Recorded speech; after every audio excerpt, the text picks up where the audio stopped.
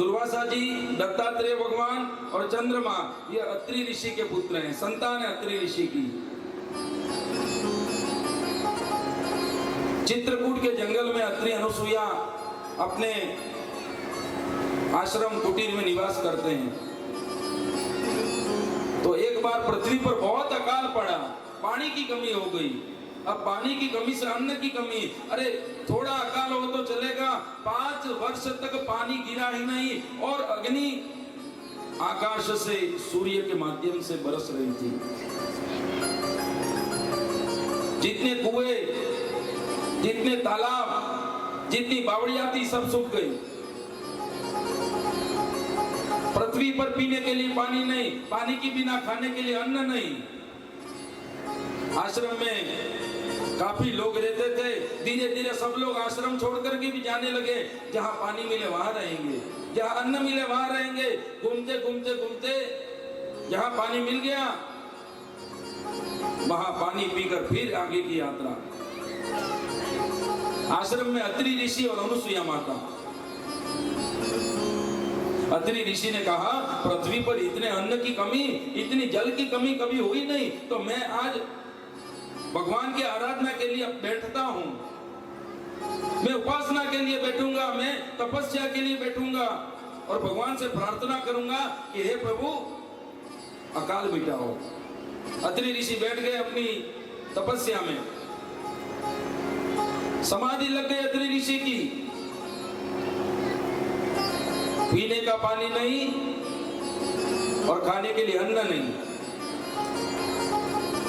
पर फिर भी अब जब पतिदेव तपस्या में बैठ गए तो पत्नी का तो एक ही कार्य रहता है, तपस्या में बैठे हुए अपने पति की सेवा करना।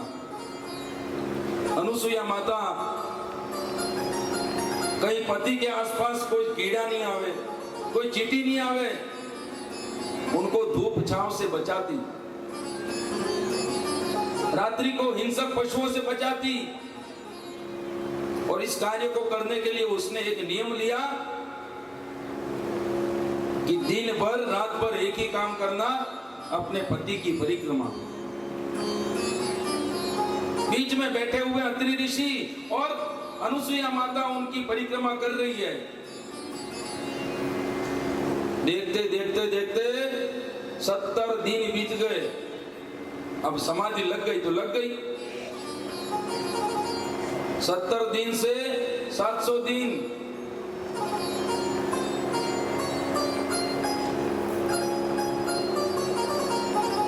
तीस साल बाद आंख खुली। कितने साल बाद? 30 वर्ष बाद। 30 वर्ष बाद आंख खुली। अत्रि ऋषि बैठे थे तपस्या में, किस लिए? बोले अकाल पड़ा हुआ है, जल और अन्न की कमी है, तो मैं भगवान से प्रार्थना करूंगा। इस उद्देश्य को लेकर तपस्या में बैठे थे। 30 साल बाद आंख खुली तो भूल गए कि मैं बैठा किस लिए था। और आंख जैसे खुली तो उन्होंने अपने पत्नी को कहा, अरे अनुसुईया देवी, जला पीने के लिए जल लाओ, अनुसुईया पीने के लिए पानी लाओ। अब अनुसुईया माता मन में विचार करे, अरे ये क्या, मेरे पति तो भूल गए कि पानी का अकाल पड़ा हुआ है, अन्न का अकाल पड़ा हुआ है, ये तो भूल गए। समाधि में बैठे इसीलिए थे, तपस्या में इसलिए बैठे थे कि भगवान पानी बरसावे, पर ये तो भूल ही गए कि पानी बरसा है कि नहीं बरसा। और ये मुझसे कह रहे कि पानी लाओ, पर अब पति की आज्ञा सर्वोपरि, उनको ना कहूंगी तो मेरा पातिव्रत धर्म नष्ट हो जाएगा। આપણે અરકો હતો કે તરી વર્ષે બેઠો એને તારે કાલા વાલા કરતે કરતે મો નથી તરી વર્ષે બેઠી, હવે તો તરી વર સુધી ઉભા રહે ને મને બેવા દે। और वो माँ अनुसुईया सती थी। पति ने कह दिया पानी लाओ, तो अपने पति का कमंडल लिया और चल पड़ी। अरे माँ से पूछो तो सही, कहाँ जा रही हो? कितने सालों से जहाँ अकाल पड़ा हुआ है तो तुझे पानी माँ मिलेगा कहाँ? चिंता नहीं है, जहाँ मिलना हो मिलेगा। 1000 किलोमीटर दूर जाऊंगी वहां मिलेगा, वहां से लेकर आऊंगी। पति की आज्ञा का पालन करना यही पत्नी का धर्म है। माँ चल पड़ी। पर ऐसी सती ऐसी पतिव्रता का तप, दो तरह की तपस्या है यहाँ पर। 30 साल तक समाधि में बैठे कौन? अत्रि ऋषि। एक तो उनकी तपस्या और दूसरी तपस्या किसकी? 30 साल तक उनकी सेवा करने वाली अनुसुईया माता, दोनों की तपस्या। अत्रि ऋषि आश्रम में बैठे और मां चल पड़ी आज कमंडल लेकर, 100 कदम चली, अपने कुटिया से जंगल की तरफ आगे बढ़ी, ज्यादा दूर गई नहीं थी कि इतने में ही और किसी से कुछ रहा जावे न रहा जावे, माँ गंगा ने कह दिया अगर जो ऐसी देवी के लिए मैं प्रकट नहीं हुई तो मेरा गंगा होना व्यर्थ है, ऐसी देवी की सेवा करना तो मेरा भी परोपकार होगा। ऐसा करके माँ गंगा उस देवी के तपस्या के ऊपर रीझ कर वहां प्रकट हुई। माँ गंगा प्रकट हुई साक्षात जल रूप में और देवी रूप में, और मां गंगा ने कहा हे अनुसुईया पुत्री रुक, बेटी रुक जा। अनुसुईया माता ने देखा कौन? देखा तो मां मकरवाहिनी, चतुर्भुजा,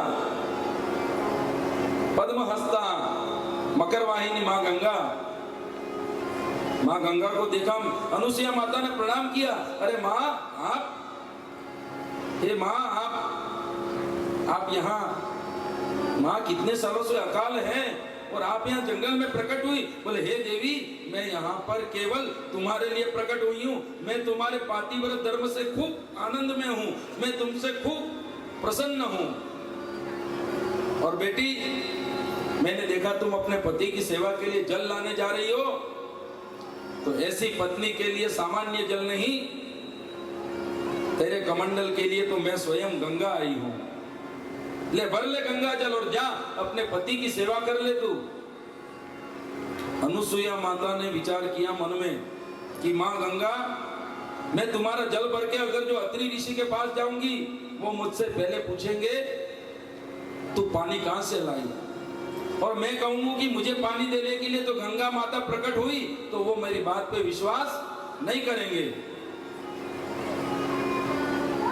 तो मां गंगा ने कहा कि ठीक है तू पानी लेके जा, अपने पति की पहले प्यास बुझा, और जब वो पूछे कि तू जल कहां से लाई तो तू उनको यहाँ पर लेकर आना। बोले ठीक। अनुसुईया माता कमंडलू में जल अभी खुद ने पिया नहीं है, 30 साल तक पति समाधि में थे पर स्वयं पति की सेवा कर रही थी, उसने भी 30 साल तक अन्न जल कुछ नहीं लिया है। कमंडल में जल लिया, पहले पति को पिलाना है, और लेकर गई गंगा जल अपने पति के पास और कहा हे देव मैं जल लाई हूं। आश्चर्य में अत्रि ऋषि, अब तो उनको स्मरण आ गया कि मैं तो अकाल पड़ा था इसीलिए तो समाधि में बैठा था, और ये जल कहां से ले आई। तब उन्होंने कहा कि ये आप जल पीजिए। देव आपने कहा जल ले आओ, मैं लेकर आई, आप पीजिए पहले। जैसे अत्रि ऋषि ने पानी पिया, बोले ये तो सामान्य जल नहीं है, क्योंकि गंगा जल का स्वाद आप पहचान जाएंगे। गंगा जल की तो अलग अलौकिक महिमा है। अत्रि ऋषि समझ गए कि ये सामान्य कुएं का कि नदी का जल नहीं, ये तो गंगा जल है। हे देवी इतने अकाल में, इतनी भीषण गर्मी में, इतने प्रकोप में ये गंगा का जल कहां से आया। तब उसने ये नहीं कहा कि मेरे पतिव्रत धर्म से प्रसन्न होकर गंगा माता ने दर्शन दिया, इसमें तो मेरी महिमा प्रकट होगी। बोले पत्नी का धर्म क्या है, बोले अपने पति की महिमा प्रकट करें। तो उसने हाथ जोड़कर कहा कि हे देव आपने 30 वर्ष तक जो समाधि लगाई और आपके जैसे महान ऋषि पति, आपके जैसे महान देवता पति की सेवा करने का सौभाग्य जो मुझे मिला, तो आपकी तपस्या पर प्रसन्न होकर गंगा माता ने मुझे दर्शन दिया है।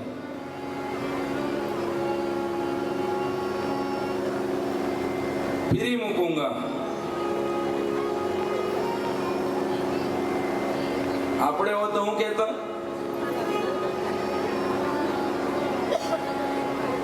તમને કાંઈ ખબર નહીં પડે, મેં આટલી માથાકૂટ કરી તારે આ આવ્યો હે તમે તો બૈરો કાટલો બોલો ને તમે બોલા ને જો અગર જો કમાવા વાળો બૈરું ગરમી હોય ને ખાવા વાળો ઘરવાળો હોય તો બાપડો જીવે હરતી તો વિચાર કરો આપણે સાંભળી નહીં હોય એવો નામો કઈ ના કે એકલા મહિના ઘરવાળાને આપણે સાંભળે નહીં હો इतना नाम तो नहीं कहेगा कहीं करिए पण एकला में तो पड़िया पिलानी अच्छी पड़ियो है मुओ तो पहले से आवेगा कहीं कर न जरा सही नहीं पड़ियो पड़ियो खादेश करे थे आमो भैरू तो इन्हें आटलो करो के न क्या तो बोलो अनुभव वाला आप लोग हो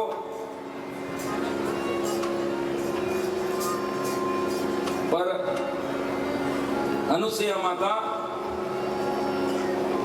पतिव्रता है, पति का मान बढ़े भले गंगा माता उसके खुद की तपस्या उसके खुद के धर्म के कारण प्रकट हुई थी, पर पति के सामने उसने ये नहीं कहा दुनिया के सामने या पति के सामने बस मेरे पति का मान बढ़े ये देव आपके खातिर गंगा माता प्रकट हुई है। बोले नहीं, अगर जो मेरी तपस्या से खुश होती गंगा माता तो मेरे आश्रम में प्रकट होती, ये तो कहीं और प्रकट हुई है, मतलब ये मेरी नहीं देवी तुम्हारी तपस्या के कारण प्रकट हुई है। चलो मैं चलता हूं स्वयं दर्शन करने के लिए। अब तो अनुसुईया माता के साथ अत्रि ऋषि उस जगह पर पधारे, देखा तो साक्षात गंगा माता खड़ी है। अत्रि ऋषि ने प्रणाम किया गंगा माता को अपनी पत्नी के साथ, और तब वहां पर अत्रि ऋषि ने कहा हे मां आप पधारी हैं, आपका जन यहाँ पे प्रकट हुआ है, अब मेरी कुछ इच्छा है। बोले क्या इच्छा है? बोले मैं आपके जल से शिव जी का अभिषेक करना चाहता हूं। अभी मेरी इच्छा कैलाश जाऊं या मैं किसी तीर्थ में जाऊं इतनी सामर्थ्य मुझ में नहीं है। मैं चाहता हूं मैं यहीं पे शिव जी की पूजा करूं, तब तक आप इस खड्डे में, इस कोटर में, आप इस क्षेत्र में आप तब तक रहें। मां ने कहा ठीक है, तुम्हारी इच्छा पहले तुम पूरी कर लो। तभी अनुसुईया माता के साथ मिलकर अत्रि ऋषि ने उसी गड्ढे में से गीली काली मिट्टी निकाली और उसका एक बढ़िया पार्थिवेश्वर शिवलिंग बनाया। उसी गंगा के गड्ढे से काली मिट्टी कृष्ण मृत्तिका निकालकर बढ़िया शिवलिंग बनाया और उस शिवलिंग की पूजा की, और पूजा करके अत्रि ऋषि ने उसी गंगा जल से भोलेनाथ भगवान का अभिषेक किया। माता अनुसुईया ने भी भगवान का अभिषेक किया, और तब फिर पुनः अत्रि ऋषि तो तपस्वी थे, पर उससे ज्यादा माता अनुसुईया पर कृपा करने के लिए भोलेनाथ साक्षात वहां पर प्रकट हुए। और शंकर भगवान ने कहा हे महात्मन, हे देवी, प्रसन्न हूं, इस अकाल में भी तुमने मेरा अभिषेक किया गंगा जल से, मैं तुम पर रीझ गया हूं। बोलो क्या चाहते हो मुझसे? तब अत्रि ऋषि ने तो प्रणाम करके कहा, एक आशीर्वाद मांगा।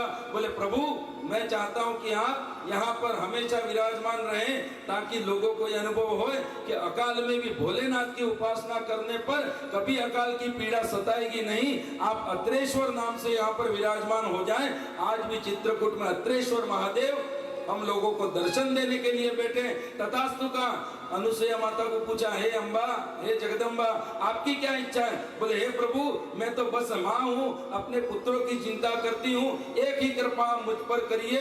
ये गंगा माता जो आपकी दासी है, इस गंगा को आदेश दीजिए कि वैसे तो गंगा हिमालय से निकलती है, पर यहाँ पर एक गंगा जो यहाँ पर प्रकट हुई है उसकी धारा यहाँ से निकले, और वह मंदाकिनी गंगा, वह अनुसुईया गंगा लोगों को पावन करने वाली बने। भगवान भोलेनाथ ने कहा तथास्तु।